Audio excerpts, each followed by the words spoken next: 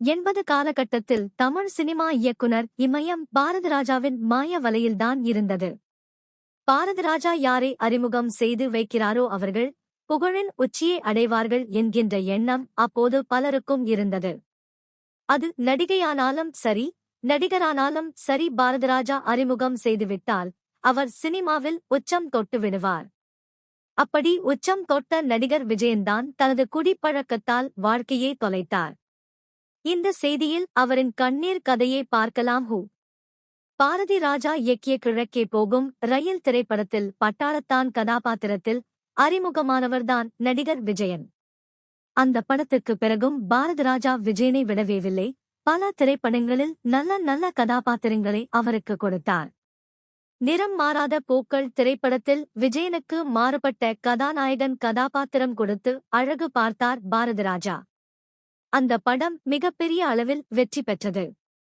அந்த படத்தின் வெற்றிக்கு பிறகு விஜயன் டாப் நடிகர்களின் வரிசையில் இடம் பிடித்தார்.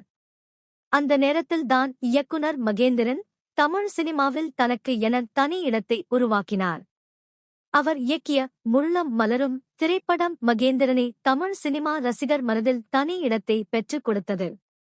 இந்த திரைப்படத்தை தொடர்ந்து உதிரிப்பூக்கள் திரைப்படத்தில் விஜயன் ஒரு மாறுபட்ட வில்லன் கதாபாத்திரத்தில் நடித்திருந்தார். அந்த திரைப்படத்தில் அலட்டிக் கொள்ளாமல், அதிர்ந்து பேசாமல், மெடுக்காக வந்து தனது வில்லத்தனத்தை பிரதிபலித்தார் விஜயன். இந்த படத்தை பார்த்த பெண்கள் பலர், இப்படி ஒரு கொடூரமான மனுஷனா என விஜயனை திட்டித்தீர்த்தார்கள். இந்த படம் வெளியாகி மிகப்பெரிய அளவில் வெற்றி பெற்றது. உதிரிப்பூக்கள் திரைப்படத்திற்கு பிறகு வசி, ஒரு விடுகதை ஒரு தொடர்கதை, நாயகன், பாலைவன ரோஜாக்கள், மண் வாசனை, கண்ணீர் பூக்கள் என அடுத்தடுத்து திரைப்படங்களில் நடித்து முன்னணி நடிகராக வலம் வந்தார். இந்த காலத்து இளசுகளுக்கு விஜயனே 7 ரெயின்போ காலனி படத்தில் கதிரின் அப்பாவாகவும், ரமணா படத்தில் முரட்டுத்தனமாக வில்லனாகவும் தான் தெரியும். இப்படி கொடி கட்டி பறந்த விஜயன் இளையராஜாவின் இசையில் புதிய ஸ்வரங்கள் என்ற படத்தை இயக்கினார். ஆனால் பொருளாதார சிக்கல் காரணமாக அந்த படம் வெளிவராமல் போனதால் மன அழுத்தத்திற்கு தள்ளப்பட்ட விஜயன் குடிப்பழக்கத்திற்கு அடிமையானார். கேரளாவில் உறவினர்கள், மனைவி, குழந்தைகள் என அனைவரும் இருந்தும் உறவுகளை மறந்து போகும் அளவிற்கு இவரின் குடிப்பழக்கம் இவரை மாற்றியது. இதனால் ஏற்பட்ட பிரச்சனையால் மனைவியை விவாகரத்து செய்தார்.